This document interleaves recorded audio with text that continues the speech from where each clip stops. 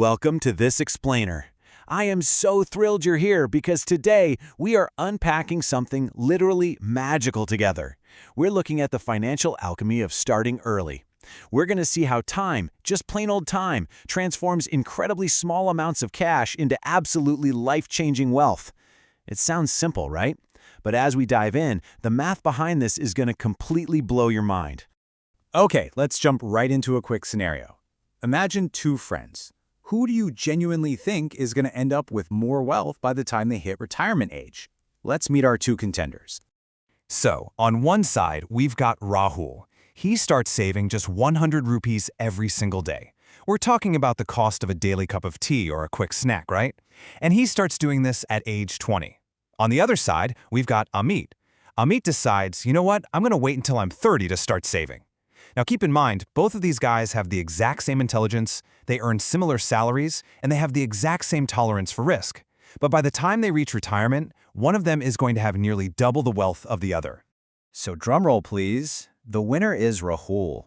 And look, it's not because he earned more money, it's not because he's some kind of financial genius or took massive gambles in the market.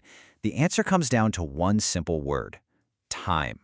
Time, not your initial starting capital, is the ultimate driver of financial freedom.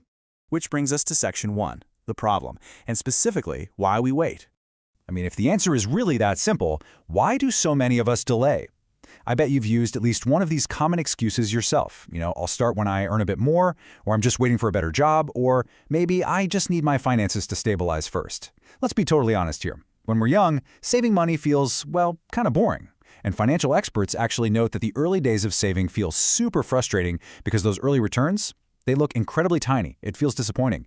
And that is exactly why so many people just quit too soon, or worse, never begin at all. But here's the reality check. Wealth creation doesn't reward your good intentions, it rewards your time. Let's move on to Section 2. We're calling this the eighth wonder of wealth.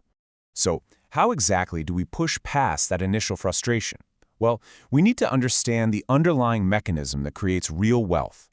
Now, compound interest might sound like dry financial jargon, but it's actually incredibly cool.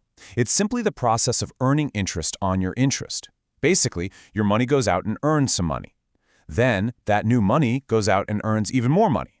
And the cycle just keeps feeding itself. It's actually fascinating how major financial institutions describe this whole phenomenon. They say returns begin generating their own returns, creating exponential growth over time. Honestly, this isn't magic, even if it feels like it, it's just mathematical momentum. But because our human brains really struggle to intuitively grasp exponential growth, we usually end up vastly underestimating it. To really visualize what this looks like, think about planting a mango tree. In year 1, you've just got this tiny little plant. You water it, you take care of it, but nothing much happens. But year 5, okay, you have a solid tree. By year 10, the tree finally produces some fruit. But look at year 20. You now have thousands of mangoes, way more mangoes than you could ever possibly eat. Wealth works exactly the same way. It is agonizingly slow at first, and then, seemingly out of nowhere, it becomes completely explosive. This perfectly sets up Section 3, the 3 stages of growth.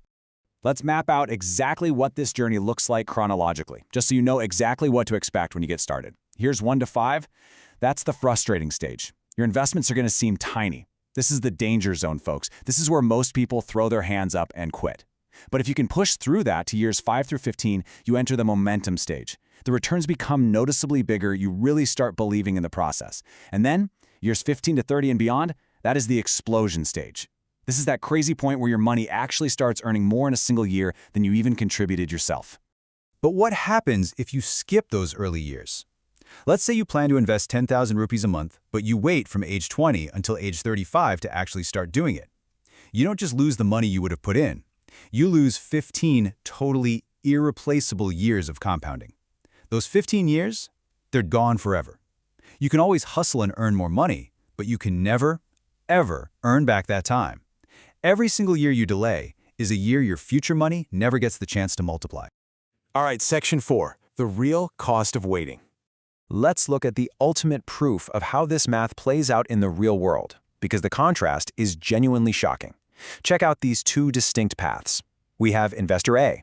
He starts early at age 25. He invests 5,000 rupees a month for just 10 years. And then he completely stops, doesn't put in another dime. Now look at investor B. He starts later, at age 35, but he invests that exact same 5,000 rupees a month continuously for 30 whole years. Think about that. Investor B puts in his own hard-earned money for 3 times as long as investor A. So who wins the wealth race? Take a second to think about it. I mean, almost everyone assumes investor B has to win, right? After all, investor B was incredibly disciplined for 3 whole decades and contributed way more out of his own pocket. Well, the math here is almost unbelievable. Investor A wins, and he wins easily. Despite contributing far less money overall, investor A ends up with a significantly larger mountain of wealth.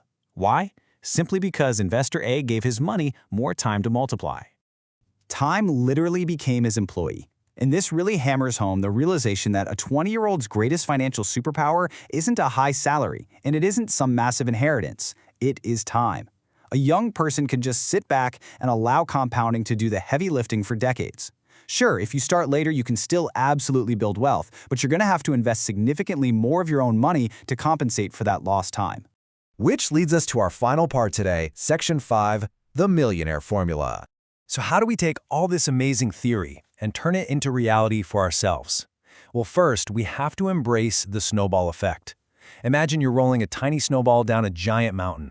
Packing together that first 1 lakh rupees is incredibly difficult, and it feels so slow. But as it rolls, it gathers more snow. Reaching the next 10 lakh gets a bit easier, and by the time you're aiming for the next 50 lakh, it happens much faster. The heavy lifting is really only at the very beginning. Once you get going, you just let momentum take over.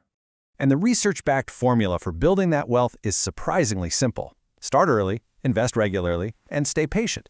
Avoid taking on unnecessary debt, and try to bump up those investments whenever you get a raise or a bonus. But most importantly, do not panic when the market takes a dip. Seriously, wealthy people don't rely on finding one lucky lottery ticket investment. They rely on consistent behavior. Small, consistent investments will beat large, irregular ones every single time. It's a fact. And you know, this is exactly what we should be passing down. Instead of just teaching kids how to earn a paycheck, we need to be teaching them how money actually grows, how investing works, why patience is a literal superpower, and why delayed gratification is what actually creates lasting wealth. A kid who grasps the concept of compounding at age 15 is going to have an unbelievable, almost unfair head start in life. Which brings us to a truth that perfectly summarizes everything in our explainer today. The best time to start saving was years ago. The second best time is today. Wealth creation is a simple process, even if it isn't always easy to stick to. You don't need thousands and thousands of rupees to start, you really just need the courage to take that first step and begin. So, the only question left is this: will you let another day of your future wealth slip away, or will you begin today? Remember, every single day you delay is a day of lost growth. Start small, but start today. Thanks so much for exploring this with me, and I'll catch you next time.